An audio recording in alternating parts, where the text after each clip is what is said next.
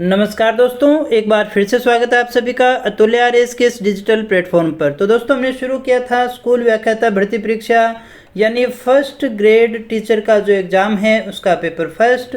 और हम इसमें जो सबसे पहले पढ़ रहे थे वो था हमारा भारत का इतिहास। और भारत के इतिहास में हमने शुरू किया था सामाजिक धार्मिक सुधार आंदोलन। सामाजिक धार्मिक सुधार आंदोलन का एक पार्ट अपना हो चुका था जिसके अंदर हमने राजा राम मोहन राय को अध्ययन किया था। आज इसका दूसरा भाग है और दूसरे भाग में देखिएगा जो हम अध्ययन करने जा रहे हैं वो है स्वामी विवेकानंद। हम पहले विवेकानंद का अध्ययन करने जा रहे हैं। यहाँ तक इस टॉपिक के इस खंड के बाकी सारी चीज़ें अपनी हो चुकी हैं, सिर्फ दो चीज़ें बची हैं। दो लोगों को हमें पढ़ना है, एक दयानंद सरस्वती को और एक स्वामी विवेकानंद को। उसके बाद में आता है हमारा महात्मा गांधी और राष्ट्रीय आंदोलन, इसको भी अपने देखने वाले हैं। वैसे तो काफ़ी चीज़ें हम पहले भी पढ़ चुके हैं दोस्तों इसके विषय में। आइएगा शुरू करते हैं क्लास को। और आज हम बात करेंगे एक बहुत ही महान व्यक्तित्व के विषय में, स्वामी विवेकानंद के विषय में, जिन्होंने विश्व स्तर पर भारतीय धर्म को, सनातन धर्म को, हिंदू धर्म को पहचान दिलाई थी दोस्तों। तो दोस्तों आइएगा बात करें सबसे पहले स्वामी विवेकानंद के विषय में। तो जो हमारा पहला प्रश्न हुआ करता है वो जन्म का ही होता है। तो स्वामी विवेकानंद का जो जन्म है कलकत्ता में 12 जनवरी 1863 को एक कायस्थ परिवार में हुआ था दोस्तों। तो कहाँ पर हुआ था दोस्तों? कायस्थ परिवार में हुआ था। ये कायस्थ आपको उधर ही मिलेंगे, बंगाल में ही मिलते हैं दोस्तों। तो स्वामी विवेकानंद का जन्म कहाँ हुआ था? कलकत्ता में 12 जनवरी 1863 को एक कायस्थ परिवार में हुआ था दोस्तों। अब इनके दादाजी थे, देखिएगा किस प्रकार से आगे जो पारिवारिक चीज़ें हैं वो चलती रहती हैं, जो प्रभाव पड़ता है। इनके दादा का नाम जो था वो दुर्गाचरण था। इनके दादा का नाम था दुर्गाचरण और ये 25 वर्ष की आयु में ही क्या हो गए थे? सन्यासी हो गए थे। ये प्रकांड विद्वान हुआ करते थे, बहुत सारी भाषाएं जैसे कि फारसी, संस्कृत और आदि के विद्वान ये हुआ करते थे। तो इस प्रकार से हम कह सकते हैं कि तो उनके वंश में ही चीज़ें चली हुई आ रही थी। तो कहीं ना कहीं दादा का प्रभाव भी उनके ऊपर था दोस्तों। इनके अलावा अगर हम बात करें इनके पिता की, तो इनके पिता का नाम था विश्वनाथ दत्त, जो कलकत्ता की एक अदालत के अंदर बहुत अच्छे वकील हुआ करते थे। इसी प्रकार से उनकी माता की अगर हम बात करें तो माता का नाम था भुवनेश्वरी देवी। और ये जो महिला थी भुवनेश्वरी देवी, स्वामी विवेकानंद की जो माता थी, ये एक उच्च आदर्श वाली धार्मिक महिला थी दोस्तों। और कहते हैं कि इनके आदर्शों का, उनके विचारों का स्वामी विवेकानंद के जीवन पर बहुत ज़्यादा प्रभाव पड़ा था। तो ये अपनी माँ से भी काफ़ी ज़्यादा इंस्पायर थे दोस्तों। तो यहाँ हमने जो देखा, सबसे पहले तो हमने जन्म के विषय में बात की, फिर हमने इनके दादा का नाम भी देखा, पिता का नाम भी देखा, माता का नाम भी हमने यहाँ पर अच्छे से डिस्कस कर लिया है दोस्तों। अगर आपसे पूछा जाए भी इनके जन्म का नाम क्या था, जन्म के समय इनका नाम क्या था, तो इनका नाम रखा गया था विश्वेश्वर दत्त। लेकिन बाद में ये किस नाम से प्रसिद्ध हुए? नरेंद्र नाथ दत्त के नाम से जाने जाते हैं। वैसे इनका वास्तविक नाम अगर आपसे पूछा जाए तो यही है। खेतड़ी के महाराजा ने इन्हें स्वामी विवेकानंद का नाम दिया था दोस्तों। तो इनके जन्म का नाम क्या था? वीरेश्वर दत्त था। और इनके जो बाद में जिस नाम से जानेंगे वो नाम था नरेंद्र नाथ दत्त, जो इनका वास्तविक नाम था। अब देखिएगा एक एक करके सन के हिसाब से देख लेते हैं हम, टाइम पीरियड के हिसाब से। 1879 कि अगर हम बात करें तो इन्होंने कलकत्ता के प्रेसिडेंसी कॉलेज में अध्ययन प्रारंभ किया।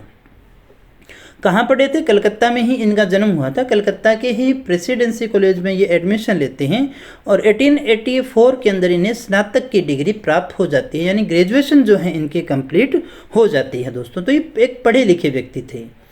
अब इनके जीवन में आगमन होता है रामकृष्ण परमहंस का, जहाँ से इनकी कहानी सारी ही परिवर्तित हो जाती है, क्योंकि रामकृष्ण परमहंस इनके गुरु थे। अगर आपसे पूछा जाए कि स्वामी विवेकानंद के गुरु का नाम क्या था, तो स्वामी विवेकानंद के गुरु का नाम था रामकृष्ण परमहंस। 1881 के अंदर, 1881 के अंदर पहली बार जो इनकी मुलाकात है रामकृष्ण परमहंस से होती है दोस्तों। रामकृष्ण परमहंस जो यहाँ पर कलकत्ता में कालिका माता के पुजारी हुआ करते थे, मंदिर के अंदर पुजारी हुआ करते थे। कहते हैं कि जब इनकी पहली बार मुलाकात होती है तो ये रामकृष्ण परमहंस से स्वामी विवेकानंद पूछते हैं कि क्या आपने कभी ईश्वर को देखा है? तो वो कहते भी हाँ, मैंने माँ को देखा है, बिल्कुल वैसे ही जैसे तुमसे बात कर रहा हूँ। तो इस बात का उनके ऊपर बहुत ज़्यादा प्रभाव पड़ता है और कुछ इनके साथ में चमत्कार भी होते हैं। तो इस प्रकार से ये अपना गुरु बना लेते हैं। स्वामी विवेकानंद जो हैं गुरु बनाते हैं किसको? रामकृष्ण परमहंस को। अगर आपसे पूछा जाए कि स्वामी विवेकानंद के गुरु का नाम क्या था, तो आपका आंसर होना चाहिए रामकृष्ण परमहंस। रामकृष्ण की अगर अपने आगे बात करें तो रामकृष्ण परमहंस के बचपन का नाम था गदाधर चट्टोपाध्याय। ये इनका वास्तविक नाम भी था, ये नाम कर लीजिएगा दोस्तों। रामकृष्ण परमहंस को दक्षिणेश्वर संत भी कहा जाता है, ये भी याद रखिएगा। अगर आपसे पूछा जाए दक्षिणेश्वर संत किसे कहते हैं, तो रामकृष्ण परमहंस को। तो रामकृष्ण परमहंस के अन्य दो नाम हो गए, एक तो बचपन का नाम गदाधर चट्टोपाध्याय और एक जो इन्हें कहा जाता था दक्षिणेश्वर संत इन्हें कहा जाता था। ये देख सकते हैं आप, रामकृष्ण परमहंस है जो कि स्वामी विवेकानंद के गुरुजी थे। ये वो मंदिर है कालिका माता वाला, और ये रामकृष्ण परमहंस आप यहाँ पर इस फोटो में भी देख सकते हैं, जो कि स्वामी विवेकानंद के गुरुजी हुआ करते थे। फिर हम बात करते हैं जो इनकी महत्वपूर्ण घटना रही इनके जीवन की, जिसके कारण ये जाने गए हैं, जिस चीज़ ने स्वामी विवेकानंद को अमर कर दिया या कहें कि भारत के अंदर पहचान दिलाई थी, वो थी शिकागो विश्व धर्म सम्मेलन। शिकागो जो कि अमेरिका में है, यहाँ पर विश्व धर्म सम्मेलन होता है, यानी विश्व के विभिन्न धर्मों के लोग यहाँ पर पहुँचते हैं। तो स्वामी विवेकानंद भी यहाँ पर भाग लेने के लिए जाते हैं दोस्तों। तो 1893 में शिकागो विश्व धर्म सम्मेलन में इन्होंने भाग लिया था। राजस्थान के खेतड़ी के राजा अजीत सिंह जो थे, कहते हैं कि इन्हीं के द्वारा इन्हें धन वगैरह भी दिया गया था और इन्हीं की सहायता से ये यहाँ तक पहुँचते हैं। और खेतड़ी के राजा अजीत सिंह ने ही इन्हें जो है नाम दिया था विवेकानंद का। जाने से पहले देखिएगा, नामकरण है, एक तरह से नया नाम इनको दे दिया गया विवेकानंद। और इनसे इतने ज़्यादा प्रसन्न थे, कहते हैं कि ये खुद जो इनका रथ गाड़ी थी उनके अंदर खुद जुट करके खेतड़ी के राजा जो थे, इन्होंने इनको शहर में भी घुमाया था दोस्तों। तो बहुत अच्छा इनका इनके ऊपर आशीर्वाद रहा और प्रभाव रहा दोनों का आपस में, इसी कारण से ये पहुंच पाए थे। और ये याद आपको क्या रखना है कि स्वामी विवेकानंद को जो विवेकानंद नाम है वो किसने दिया था, तो खेतड़ी के राजा अजीत सिंह के द्वारा दिया गया था दोस्तों। 1893 के अंदर स्वामी विवेकानंद शिकागो विश्व धर्म सम्मेलन में हिस्सा लेने के लिए पहुंचते हैं। और ये जो यहाँ पर कहते हैं वो क्या कहा इन्होंने, देखिएगा, वैसे तो कहा जाता है कि इन्होंने 0 पे भाषण दिया था, सारी चीज़ें ख़त्म हो चुकी थी, बहुत सारी काफ़ी लेट इनका नंबर था और एक गरीब देश के गरीब से व्यक्ति के रूप में इनकी पहचान हो चुकी थी, ऐसा वो लोग मान रहे थे। तो 0 पर कहते हैं कि 72 घंटे तक लगातार बोलते रहे थे। हालांकि पूरी तो अभी हमारे पास में कोई ऐसी ऑथेंटिक नहीं है, लेकिन इन्होंने जो भाषण दिया वो बहुत ही प्रभावशाली था। और कहते हैं कि जो पहली लाइन थी उसी पर तालियां बजाने के लिए मजबूर कर दिया था। उन्होंने जैसे ही कहा था, अमेरिका में रहने वाले मेरे भाइयों और बहनों, वो अंग्रेजी में ही कहा था उन्होंने वहाँ पर, लेकिन अमेरिका के लोगों के लिए भी भाई और बहन शब्द का प्रयोग किया। और ये एक प्रकार से ऐसी पहली घटना थी जब भाइयों और बहनों के रूप में संबोधन किया गया था, वैश्विक स्तर पर भाईचारे की बात की गई। अन्यथा तो एक ही नाम चलता था, लेडीज़ एंड जेंटलमैन वाला, है ना। तो यहाँ पर जो एक अलग बात आई जिसके कारण वो सभी लोग इतने प्रभावित हुए, तालियां बजाई, पूरा भाषण काफ़ी लंबा था।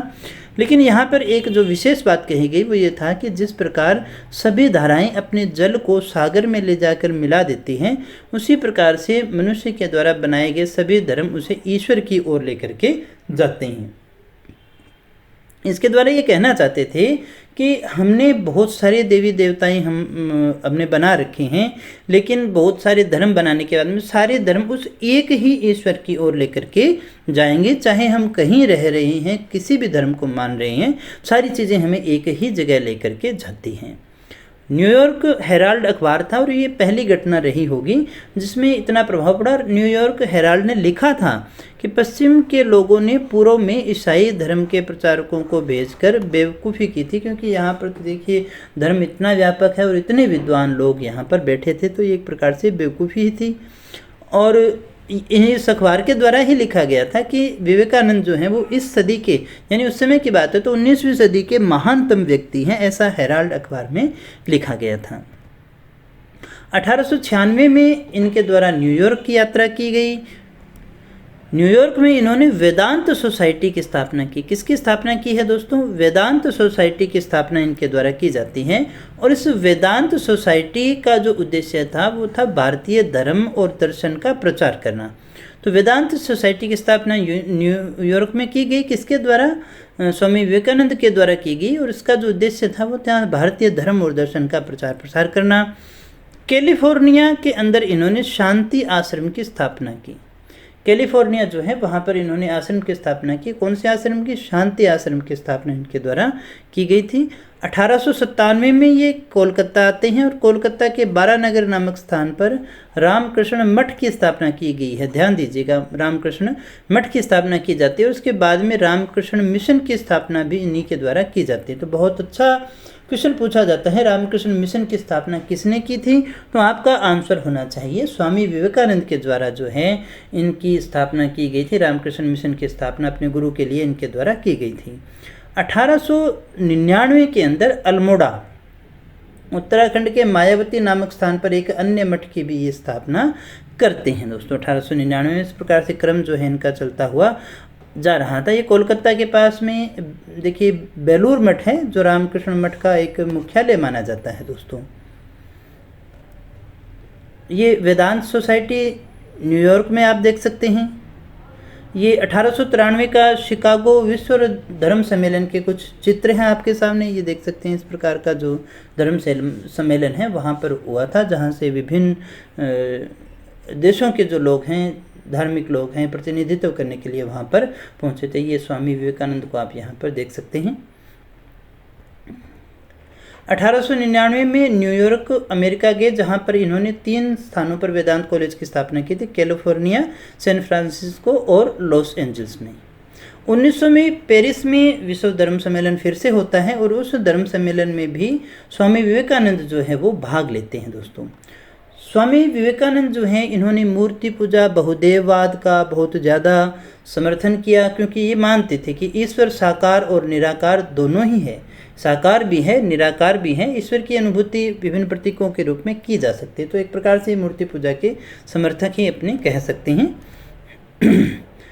और इसी कारण से विवेकानंद को 19वीं शताब्दी में नव हिंदू जागरण का संस्थापक भी कहा जाता है। अगर आपसे पूछा जाए नव हिंदू जागरण का संस्थापक कौन है, तो आपका आंसर होगा स्वामी विवेकानंद।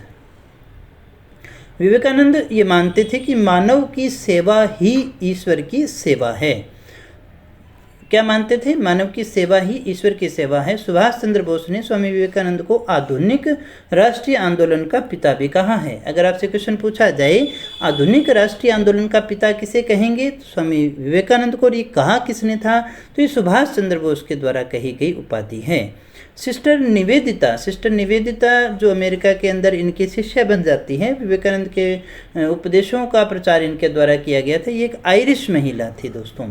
और जब ये वहाँ पर विश्व धर्म सम्मेलन में भाग लेते हैं तो इनका जो कहते हैं कि चेहरे का तेज इतना ज़्यादा था कि वहाँ की बहुत सारी महिलाओं ने इन्हें ऑफ़र किया था कि आप हमारे साथ में विवाह कर लीजिए, ताकि हमारे भी आपके जैसे ही ओजस्वी तेजस्वी बच्चे हों।